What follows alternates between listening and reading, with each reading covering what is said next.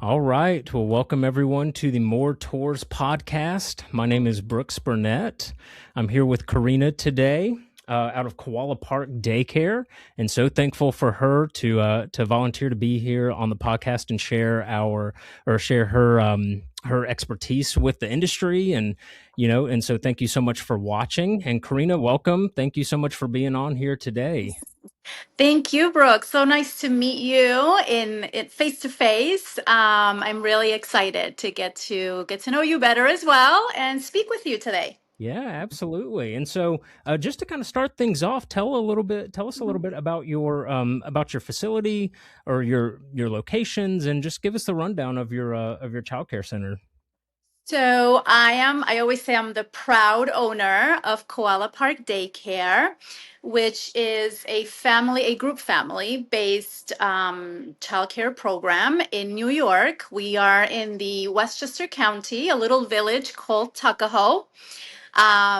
We're about 30 minutes north of Manhattan, so not too far. Um, I always like to say also, we're strategically located near the train station that goes into Grand Central Station for those parents that work in the city. So it's a very convenient location. And yes, I have two small daycares, small boutique group family daycares. And we've been in business for 13 years now and loving it. Successful business, I have to say as well. Great, awesome. About how many students do you serve? Or So um, at each location, we have a license from the state of New York to have 12 children. And those okay, 12 could be a mix of infants, toddlers, and preschoolers. okay, wow, very cool. So yeah, Mhm. that is pretty small, but that's It is very sounds small, yes, I always say very manageable. And I like to call ourselves your home away from home right. because it is in a home setting. So it's a private residence. It's very, very small, very boutique oriented, and really led by family values. I always tell our parents this will be an extension of your family. Yeah, Yeah. and that's great. That's something I've never really heard of. We hear about families and mothers doing having like a few children over and calling it a daycare, but that seems like a pretty different experience than having like 100 students and having a large preschool and things like that. So I can assume you can be very specific on what you're doing and spend a lot of time preparing, and it seems like it might open the door for a better service ultimately. I believe so. I really Mhm. do. I've been doing this for 13 years, and I've met a lot of big daycare center owners. I have employed staff that come from big centers, and they themselves tell me what a different experience it is for them as teachers as well as employees. Being in a smaller environment really allows for, I don't want to say one-on-one care, but it's a more personalized type of care. And we not only do we really get to know the child, but we get to know the parents really, really well. We get to know each family story really well. And as I always say to parents, during tours, and when they enroll with us, I feel like the most critical component of this relationship overall is the relationship that we have with the families. How well we get to know them, how well we understand their struggles, um, the different cultures that we work with. I mean, there's so many things, right, to really take into consideration when you enter a relationship with someone. And just like with any relationship, right, it's so important to have outstanding open communication and to really understand each other's needs as well. Right, right. And Mhm. so I guess that leads me to one of my first questions here. So how do you think owners of larger daycare centers can kind of take that idea and personalized approach, and maybe some tips on how they can apply that to their own facilities, even if they may be serving larger, a larger quantity of students? I You am haven't. not giving away my Yeah. secrets, folks. And honestly, I really think, yeah, everything is possible. I really think you truly have to care, right? And I don't believe that's something you can teach someone. Hmm. If you, because I have a lot of friends that are center owners, and they manage to run their operations differently, um, because they're very prepared, because they want to give 110% of themselves to the business, because they understand what it takes. But again, I don't think it's something that can be taught. Really caring about humanity, right? Really being kind, caring for others, and seeing others, Hmm. right? Not just seeing the numbers or not just focusing on dollar signs. Really, it's seeing and acknowledging that there is a human being in front of you that comes with many different challenges, right? It's not just mom and dad, right, and the child. It's a whole world that you Hmm. are enrolling into your program. Right. Right. Um, so not to be negative, but I first I think that's step number one, to really, really care um, about what you do, right, as a leader, and care about the people that are working with you, within this setting. Hmm. Yeah. Hmm. Yeah, that's great. And so moving on to your staff. So how many staff members do you have? So we have within our two locations, I have about, it fluctuates, but I'd say 10 total between both locations. We run from about 5 to 6 per location, depending on the season, depending on the number of children we have enrolled. But yeah, Hmm. if we have part timers, we have full timers, we have subs. That's why I say it depends. Sure, sure. Mhm. Understandable. Okay, and so what kind of things do you look for when looking for new teachers or new staff members? What are some of those, I guess, Yeah. key features or, personalities that you really kind of look for when looking for to hire? Yeah, I go back to this is my thing. I always ask them what their biggest, or the most important value in their life is. I try to ask, not personal questions, but personal trait questions that will really show me the human aspect, of the person that's applying for the job. I don't care as much for experience. Not that I don't care at all. Obviously, they need to have some sort of experience, but it's not my top priority. I focus more on the softer skills, because everything else that comes with the job, I can train you. I Mm, can train you. I can teach you how to change a diaper. I can teach you how to soothe a crying child. I can teach you how to feed a child. I can teach you how to prepare a lesson plan, how to clean or mop a floor, right? All those things are easy to teach someone. But being patient, being loving, being kind, being nice, being service oriented, having that servant leader mindset, that I can't really teach that to you. mhm, That I mhm. feel like that comes with the person. So yeah, so that's mainly what I focus on. I Yeah. love to hire mothers as well. I've had really, based on experience after 13 years, I tend to prefer moms, because they already come with the whole package. Sure. Right, right. Okay. Yes.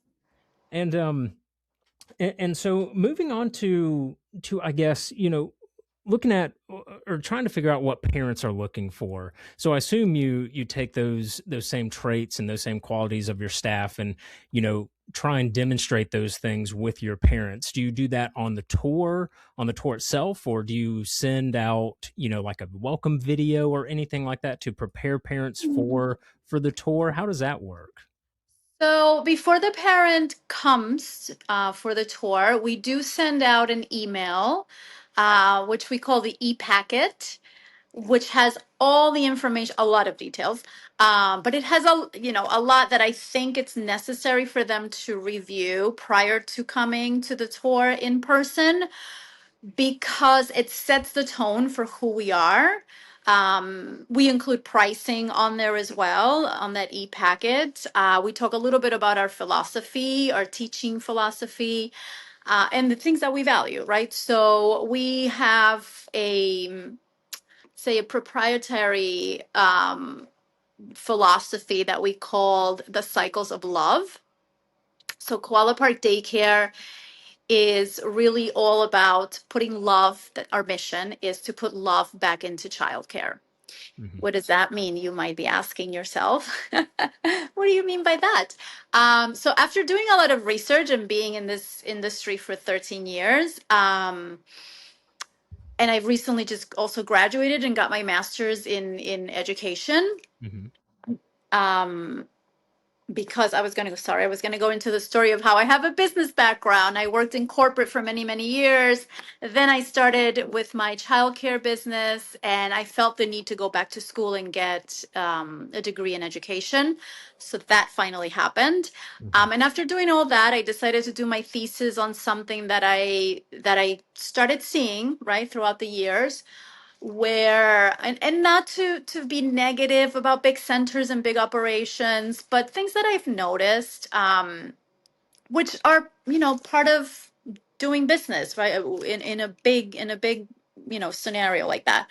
um, they can't help but to focus really on the numbers and continuously marketing themselves, because they need to fill a big space, right? You've got 200 children, 300 spots, or 150 or 90, etc.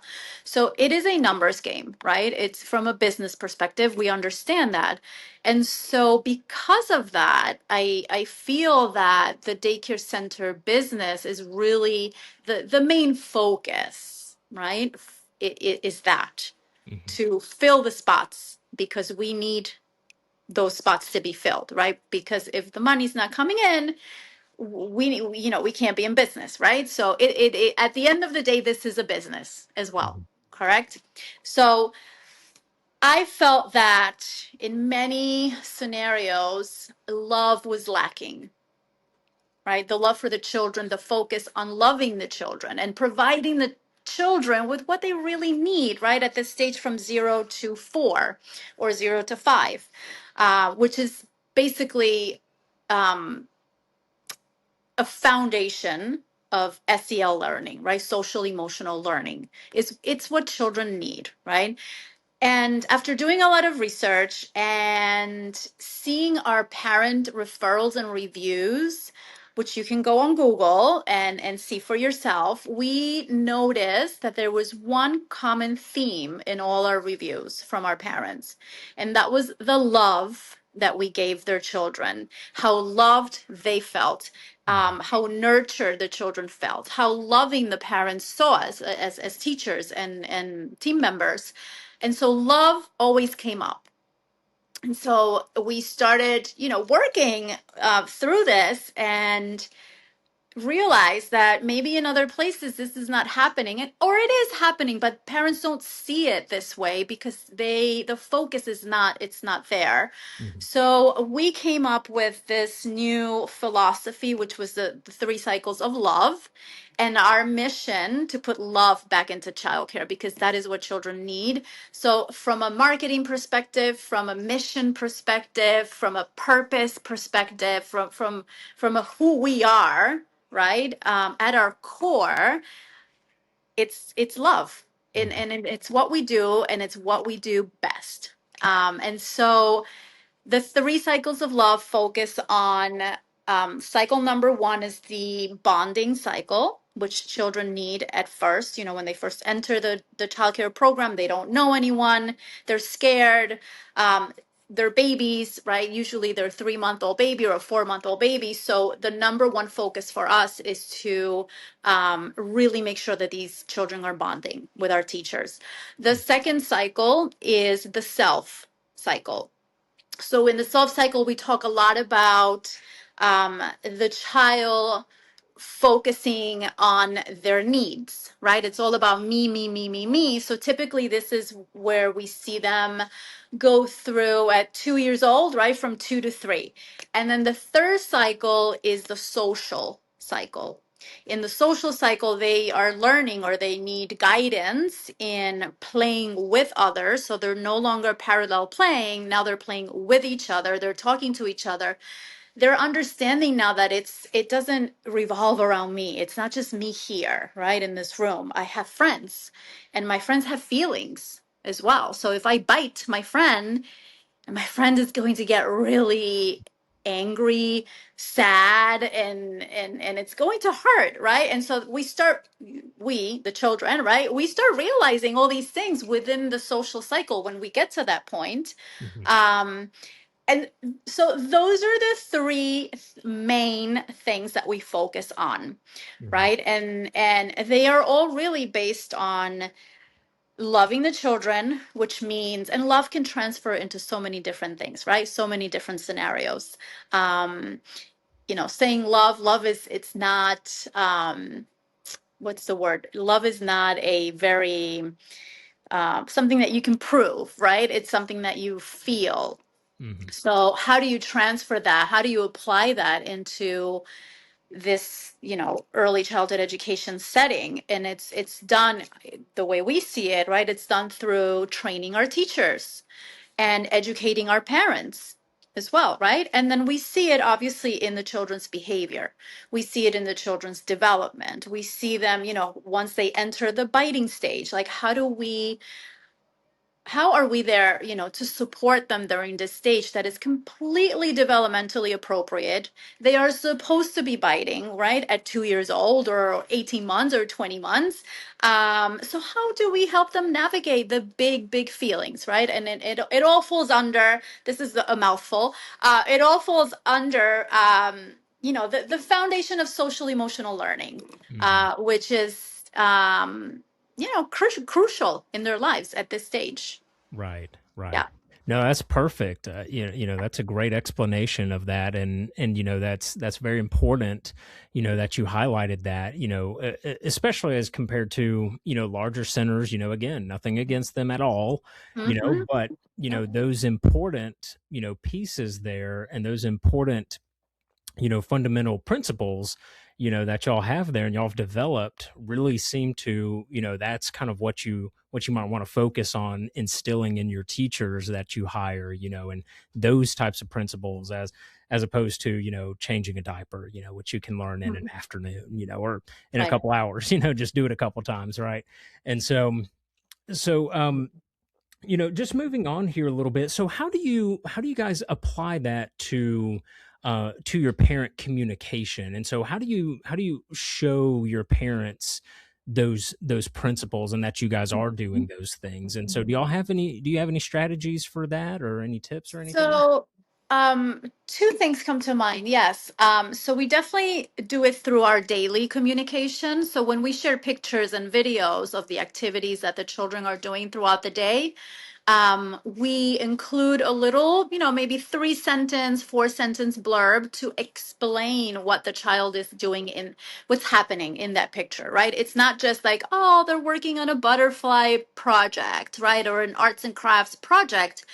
It's a lot more detailed than that, right? So we'll make comments in terms of which cycle, right, they're developing in that activity, whether it's social. I mean, it's all interconnected, right? So we are developing our social skills because we're working on a team project. Instead of each child doing an individual butterfly, we're working on a big collage, right? And everybody is putting in a little piece of something. Everybody's contributing to the team, the bigger project.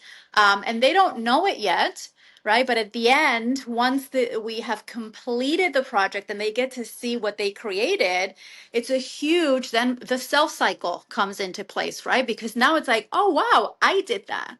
Look what I did, right? And then the social cycle is I work together with my friends and my teachers, and we did this as a team, right? And look what can happen. Look what we can accomplish when we work together as a team. And then the bonding. The bonding cycle is always there, right? Because your teacher is guiding you. Teachers are asking questions. Teachers are making eye contact. The teacher gives you a high five when you did something right. Or if you made a mistake, you dropped the glue on the floor, or I don't know, something happened along the way. You got a boo boo, or you gave somebody a boo boo. The teacher's right there to say, "Hey, it's okay. You know, we all make mistakes. Like, don't worry about it. We'll clean it up. We'll fix it. We'll do this. We'll do that." So, giving that child this the confidence that they need, right? To know that it's okay to make a mistake, to realize, what an amazing job they did all together. So we do that through communication. We use an app. We use the Bright Wheel app, which I'm sure many of your users are familiar with. And then we also do quarterly assessments of each child, right? And through that quarterly assessment, we do a run through of what is happening with that child within the social cycle, what is happening within the bonding cycle, and what's happening within the self cycle, where they're at in that cycle, what are the strategies we're going to focus on next quarter so that we can help them move into the following cycle. If they, for some reason, regressed, right? We talk about it like, hey, is there something going on at home that we should be aware of? Is mom pregnant, right? Because usually when mom is pregnant with her second child or even third child, right, this toddler starts, behaving a certain way or reacting to things that are happening in his life, in his or her life. So that's the second way. And then we also do a newsletter as well. And we do monthly newsletters and we highlight. So this is how we educate our parents on the cycles and what the cycles are, what they mean, the age group that typically your child will be in within each cycle. So we use that as a way of teaching our parents what the cycles are, what they're good for, why we use them, how we came up with them, and yeah. Yeah, that's perfect. That's amazing. And so, so you've got a once monthly newsletter, and then just kind of as the days go on, do you try to hit maybe like once a week or something, or once every 2 days to be messaging the parents, or is it just kind of as the child, develops and shows those signs and does those things? Do you In have? in terms of the cycles, the deep dive, we do them quarterly. We do Mhm. assessments. But then we also have daily communications with parents, Mhm. where we're sharing pictures and videos and going through the different, cycles within each moment of the day. Um, and obviously, if there's anything that we need to speak to a parent about, specifically about their child, we do that through private messaging on the app as well. Mhm. And if we need to bring the cycle into the conversation to kind of like explain what is going on and why we think your child is behaving a certain way, that always the cycle always helps the parents, I feel, understand from a developmental perspective why these things are happening, because as you can imagine, parents sometimes, especially first time parents, they freak out, right? Like, oh my gosh, my kid is biting somebody. How's the other child? Was the other child hurt? I'm so sorry, I don't know what to do. So it's our job really also to work with the parents and help them understand and not be afraid of what's going on or get scared. That, sometimes these things, they're just part of the process. Right. That's Yeah. something I have to remind myself. I have a 4-year-old son right now, Yeah. and yeah, it's my wife and I we talk like, is that normal? Is that, Right. and Right. most of the Yeah. time it ends if it's a bad thing, if it's a bad behavior or something, it'll end at a certain Mhm. point and then it'll move to something new. Yeah, and I know parents tend to blame themselves. Am I being a bad parent? Am I a bad dad or a bad mom because I said this or we did this? Or and no, right? It's just, it's part of growing up. They have to go through these things. It's growing pains, I call them. Yeah. But that's also our job, right? That's what we're there for, to help you guys, to help parents navigate right through these things as well. Yeah. And And that, and mhm.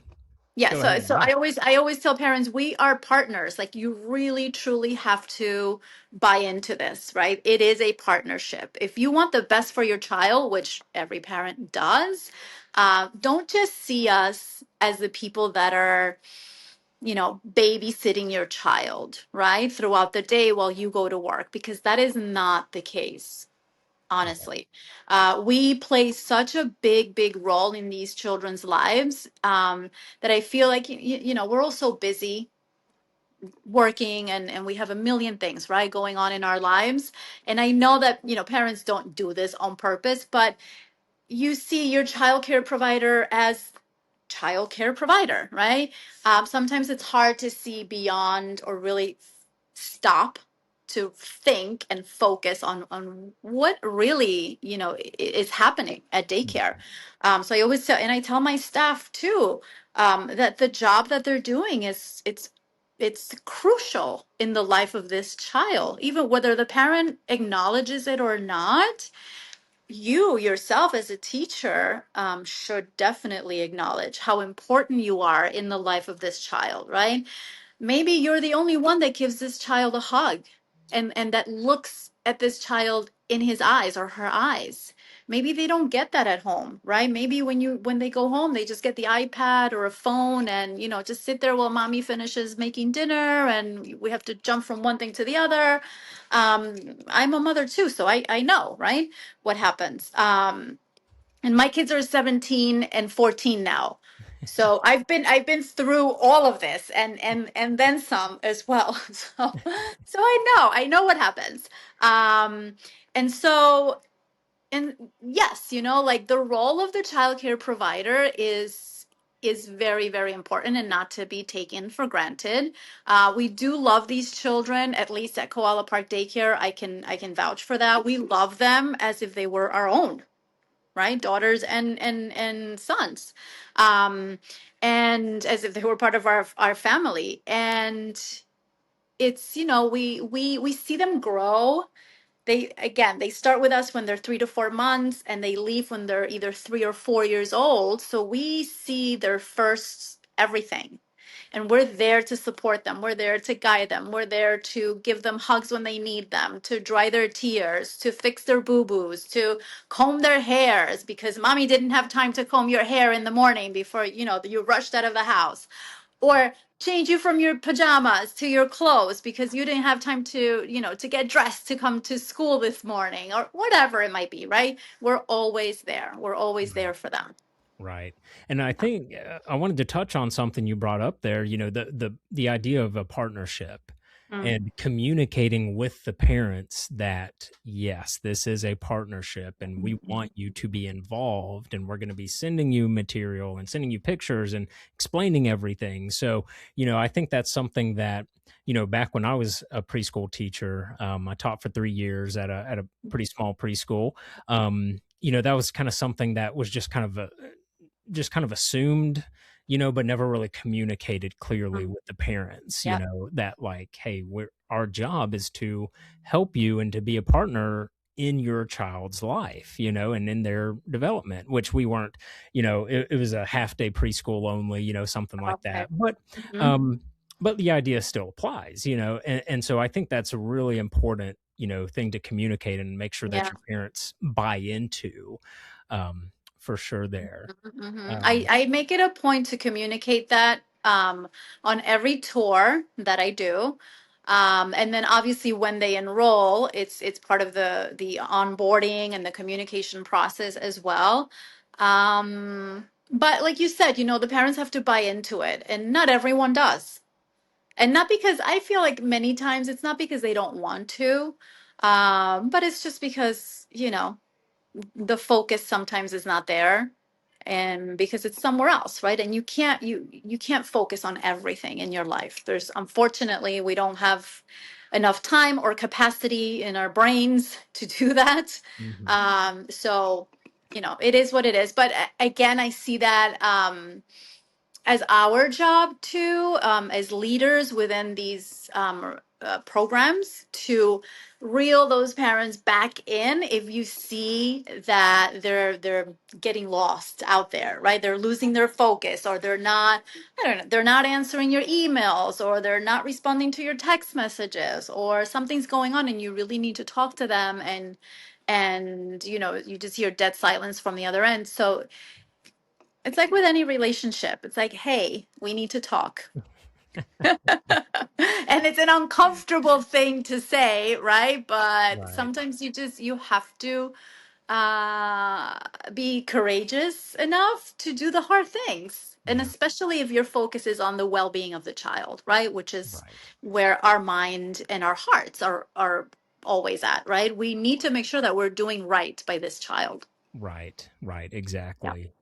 Well, I appreciate all of that explanation, and so to move on to a little bit about your enrollment strategies and your marketing, and if you're doing marketing, because you're kind of in a unique situation from the norm. And so, well, I guess kind of start with how did you get your first few families enrolled, and how did that process go? I always love telling that story. So I don't do much marketing, or I don't spend money on advertising at all. Everything is everything. 90% of what we do is word of mouth, and we get recommended by other families. But our first customer, as I like to call it, so I have a business background. I've been in corporate. I was in corporate for many years in within a marketing organizations, the marketing, branding, a little bit of PR. So I had that, which was a good thing to have, right? Because I feel like many times the story is the opposite, right? The woman that starts the daycare business was a preschool teacher or a teacher, or it's just a stay-at-home mom that wants, to start a business. For me, it was the opposite, right? I was the corporate business, person that decided to start her own business, which had nothing really. In the beginning, it wasn't like, oh, I want to work with children because I love working with children. For me, it was no, I need to make money, and this is a great business opportunity because I did my research, right? And so that's how I started and why I started my business. Also because there was a need in the market, right? So very marketing focused, Hmm. right? It was my marketer hat on all the time. Um, and so when we first started, we got our license. We, created the daycare. We did the whole, research on the layout and what it needs to look like. And I knew I had a vision of what I wanted the daycare to look like, from a design perspective, from a look and feel perspective, based on the experience I had as a mother looking for daycares when my children were younger. So we start the daycare, we have our license, now we need customers, right? So I start creating, and this was back in 2000, I have to say this, 2013. So there was no social media back then, right? AI did not exist. I do not have a design background. So I always laugh because I said, well, I have to promote this, right? So I'm going to go out into the neighborhood and I'm going to start posting flyers everywhere. I'm going to go into the different businesses and come in with, a tray of cookies or some muffins or whatever, and I'll drop my flyers off, right? And the majority of these people know me because it's the dentist that I go to, the pediatrician where I take my children, the bank where I bank, the local bakery, the nail salon, etc. You name it, I was there with my flyers. And then I started posting flyers in the train station, which was illegal. I don't recommend you do this. They used to pull them down, and I used to go on the next day and put them back up. Telephone posts. So I plastered like the entire neighborhood with my flyers, which I made on a Word document. I didn't even have a logo back then. So I stole a koala logo. It was a koala with a little backpack from Google, like the internet. which I don't recommend you do that. I mean, now you don't have to do any of that stuff. There's so much, so many tools out there now. So much easier now to start a business. So anyway, so I'm in my dentist's office telling the receptionist about my new adventure and how excited I am to start this new business. And next to her is a new employee that had just started that day, and she's just listening. She's not saying anything. So before I walk out and when I finish, telling my story, and as you can tell, I like to talk. So I was there talking for a while. The woman looks up at me and she's like she's staring at me. She's like, I cannot believe you just walked in here telling this story. And I was like, why? It's like I was this close to signing my child up to at a daycare that I did not like, but I need a daycare and I just started my job today and I need this job. Can I come see your daycare during my lunch break? And I said, of course you can. Absolutely. We're just down the block. Oh, literally 1 block away from your job. She did. She came during her lunch break. We gave her the tour and she absolutely loved it. She was crying because she could not believe what had just happened. Wow. Her child, 3 years old, Aiden, I will never, ever, ever forget that child and that experience. And he happened to be on the spectrum as well, Mm. which I had no clue whatsoever. Again, I have a business background. I'm all like corporate and systems and business and marketing and all these things. And then my first child is a child, not that he was anything different than any other child, but he Mhm. had his little things here and there that again, with the mom, I became really good friends with her, like very close, because we really needed to have conversations on a daily basis. She really needed to explain and teach us about her child and educate us, right, on the subject matter, because we had to be able to help him and understand him, right, understand his needs. And so that was our first customer, our first experience. And then after Aiden, I you start, like, it's momentum, right? You get excited and you're happy and you see the light and you're like, oh, this could work. This might actually work. um, so I started doing open houses. And in the beginning I had no idea. Again, I did not know what I was getting myself into, but like with everything, it takes practice, right? So open house after open house after house, like my speech became better and better and better. I became more confident. I became better at selling the program, and not afraid, really, or embarrassed to sell the program, Mhm. because that's exactly what we're doing. We're selling, Right. not in a pushy kind of way, but my personality is, I'm very, very laid back, very open, very transparent, very, um, I'm not too structured. So you're not going to get that, very structured sales pitch from me. I will tell you things like they are. I will be honest with you, and be okay with being honest. And if it's not a good fit for you because you didn't like what you heard or you didn't like my answer, totally fine with that. Mhm. We're a very small business. So I learned along the way also to be selective with my customers and not just to enroll anybody that walks in through the door. Obviously, in the beginning, that was not the case. We needed the customers and the money, but after doing this for a few years, you start getting the hang of things and you start getting better at different, things. You start identifying where you need to improve, where your skills are lacking. So yeah, so I'm like, I have tons of stories to tell, but yeah, that was our first customer and it was Yeah. amazing. Yeah, and selling the service and selling your Yeah. center, doesn't have to be, like you said, a structured pitch or anything. When they Mhm. come in and see your center, you're already selling it. Yep. Something I push as a digital marketer is when people come to your website. that Hmm.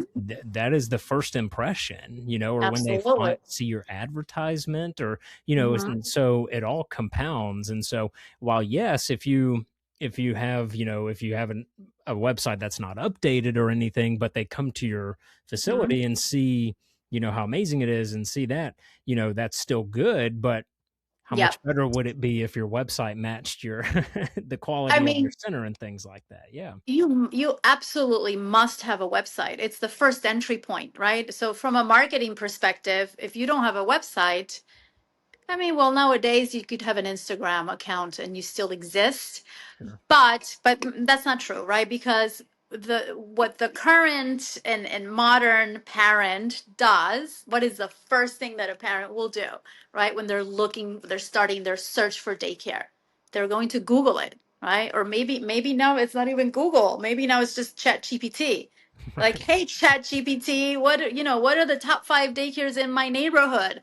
Um, that's probably where they go now. So um, definitely, I learned very quickly to create, your Google business page. I don't even know if that's what it's called, but just Mhm. make sure you appear on the search, right? When people are Googling you, make sure you have excellent reviews, that you have a big chunk of number of reviews on there as well, because it is the first um, contact right point for every parent. They will Google you, and if they Google you and they don't find you right in an organic search, then you're losing out, right? So it's important as a business owner. Now we're getting into the marketing stuff, to understand those important things, because we and I don't even know how I made this happen. With SEO, a little bit of SEO too. When I created our website, this was back in Mhm. 2013. I knew a little bit about SEO, right? And I don't even remember with who I built my website, web.com, I think. Web.com. Yeah, that was back then. Anyway, so I ended up being um, number one in the organic search when you're searching for daycares in Tuckahoe. So till today, I want to say today we're still there, because I've never advertised, I never paid money to be number one. And we've got about, I don't know, 40 something, 50 something reviews. So we're at like 4.8, 4.9 Mhm. stars. So we have, and every time a parent comes in through the door or sends an email, the first thing they do is they say, I was really impressed by all the positive reviews you have online, right? Because reviews, and they're real, they're not fake, right? Reviews are very important, because a new parent, especially new parents, that is the first place where they land, Mhm. and they care about what other parents, it's social proof, right? Right. They care about what parents have to say about us. And if you land on our page and you're starting to read all our reviews, and all the parents are talking about is how loving we are, how nurturing we are, how it feels like it's an extension of your house, and your child loves it and doesn't want to go home, and all these wonderful things, how our program, the activities and the teachers and this and this and that, um, our tour, oh my gosh, the word's not coming out. Um, the interest for people to come and tour with us is usually pretty high. So we do a lot of tours. Mhm. And again, like right now I only have one infant spot open and one toddler spot Mhm. open. So even if I don't have any open spots, if we're full, I continue to tour. I don't stop touring Mm. just because I'm full, right? And so we've created a wait list, a paid wait list, because in the beginning I didn't charge. Then I learned that I had to charge. And so that's another source of revenue for us. Yeah, so I continuously tour all the time. Mhm. And I use a my gosh, how could I forget this name? Childcare CRM, a Mhm. CRM system to manage that whole process of the incoming leads and scheduling tours and sending reminders and sending a thank you after the tour, etc. So What is that that's CRM? another thing. It's called Childcare CRM. It's a Mhm. company.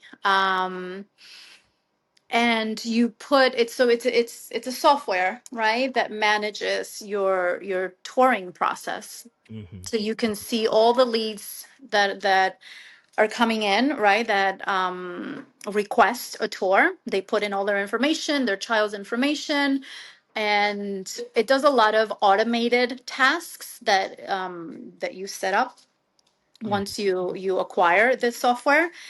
So as soon as the lead comes in, you, the person, has to manually accept it. And once the lead goes into the dashboard, it'll start generating automated emails. So Mhm. it'll send out like, oh, thank you so much for submitting your tour request with us. Somebody will get in touch with you shortly. This is the director's name and email and phone number, etc. And then you can schedule a tour. So you reach out to the person. That's when I send my e-packet with all the details of the either infant or toddler program. Then after they read that, they'll say yes or no, whether they want to come in or not. Sometimes people say, oh, it all sounds lovely, but it's completely out of my budget. I can't afford this. And Mhm. I say, if your situation, thank you for your honesty. I appreciate that. If your situation ever changes, we are here for you. So you can set up all these different templates for automated responses, which is pretty cool. Mhm. Yeah, We don't, absolutely. honestly, we're such a small business that we don't really need it, right? Yeah. This is mainly a software that bigger centers use, but because while I was in year 2 or 3, I started doing business coaching. Mm. And within that business coaching program, I learned a lot. There were a lot of owners of big centers, right? And this is where I started to learn about a lot of different tools and Mhm. resources. And we don't, honestly, we don't need it. They gave us special pricing because we're so small. So I was like, it's totally worth it. Right, And it right. just helps you automate. It helps you save time and automate certain Yeah. things. Yeah, I was gonna say, that might be one of those things where you think, well, we might not need it, but then when you get rid of it, then you're like, oh wait, Mhm. I forgot to send that email, or oh man, I forgot that tour was coming in, So Exactly. might end up E- missing it. Exactly. Yep. So it is, it's a good source. It's a good resource to have. Yeah, absolutely. And the amount of resources out there, I'm sure, are just growing and Yes. growing. But like you said, Chat GPT, for example, and Yes. some of Yeah. these things, they can crank out some good designs and ideas about things. That's something that I push for people to use a lot more. If they're like, well, Hmm. what should I Oh be yeah. posting on social media? What should I do this? I was like, well, ask Chat GPT what give me 20 ideas for a social media post or something like that, and that can really save a lot of time and a lot of headache and things Yep. like that. Yeah. um and so just to finish up here, so is there any advice that you would give to newer professionals who are looking to possibly start a childcare facility Hmm. of any kind? Yeah. Advice. Definitely do your research, right? Because I also see a lot of cases where it's just, oh, I wanted to open up a daycare because I love working with children. And that's great. That's awesome. But it's not enough, right? You really have to know how to market your business because it's not like the way it used to be before. You build it and they'll come, right? It doesn't work that way anymore. And the competition nowadays, I feel it's even worse. You have to know your numbers, like understanding of pricing. How much do you need to charge in order to make money? What does it look like for you, for your business to make money? What does that mean, right, to you? How much money is making money? Because it all depends whether you're in New York or Ohio or California, right? It all changes. It's different. It's not the same. So yes, definitely do your research. Number one, for sure, is this your purpose? Is this something that you really want to do? Is this your mission? Right? Because if you're being led by your mission and a big purpose and this is your big why, that's huge. That's number one. And then number two, for sure, do your research. Number three, I would say know when to ask for help, right? Whether it's a friend who already has a business and is running a business and has experience, whether it's somebody that knows more about you, about numbers than you. There's so many resources out there nowadays, especially for women-owned businesses. Go online, do your research, get the help needed. Don't think that you have to do this on your own by yourself, because you don't. There's a lot of help out there, a lot of resources out there. If you need a coach at some point, you're going to start making a little bit of money. I highly, highly recommend, once you have a little bit of money to spend, hire a coach, business coach, Hmm. to help you with certain things. And I mean, there's so many things that I would recommend. But I mean, I think, those would be like the top three, Hmm. for me, three or four. Yeah, because it gets lonely. Being a business owner, sometimes, and I'm sure you know this too, it can get a little bit lonely, right? And if you're feeling that way, then that means you're doing something wrong. You're not doing it the right way, right? And that's why I just created this. I call it the She Rises around the table, because it's a mastermind. We all sit around a dining room table. There's about 15, 18, 20 of us, all women, business owners. And we help each other out. We listen to each other. We support each other. I bring in sometimes experts. We meet in a monthly basis. And I bring in experts sometimes. We had an AI consultant come in last month. This month, we have a health coach coming in to talk about mindset and health practices and menopause and like all these things that are needed, right? Like you have to think about those things, because they're necessary. Right, right. And yeah, that's perfect. I was going to ask about, resources you might have, Mhm. and things like that, but you kind of already touched on that with like coaching, and that is something that a lot of people, like life coaching, that's one thing, but like Sure. a business coach and a coach, Mhm. especially of someone who's in your Yeah. industry, that is a game Mhm. changer for sure. Yeah. Now you say life coaching. So I've trained a lot with Tony Robbins, right? I've Hmm. done many, many years of coaching with him. I've done all his programs and events and stuff. I've done his business mastery, which is it focuses only on business, right? But what he teaches you in that business event is that business is 80% mindset, right? And the 20% is strategy. Hmm. So, yes, we're talking about business, but guess what? Your business is run by you, a human being who has feelings and emotions and a brain that sometimes gets in the way, right? When you're too much inside your head, your business can suffer because you're not seeing things clearly. And I can get into a whole nother conversation here. But life coaching is just as important, Sure. just as important. Your mindset, more than anything. Mindset is everything in every single aspect of your life, not just business. Yeah. Right. Well, perfect. Perfect. That makes perfect sense. And so, Karina, how can people find you and, maybe find your group and learn more about you and Mhm. what all you're doing? So I am very, very active on social media. I love Instagram. Feel like it's an outlet for me. So my Instagram handle is I am underscore Karina Wyllie. So you can find me there. Um, Go become a friend with me. Start following me. Um, and email address. If you want to reach out to me via email, I'm happy to speak to you about anything business related, life related. It's Karina, Karina, at koalaparkdaycare.com. You can follow Koala Park Daycare on Instagram as well. Go check out our Google reviews. And one other very important thing that just came to mind, walk the talk, right? That is so important when it comes to business as well, right? And to customers. Do not promise something that you cannot deliver on.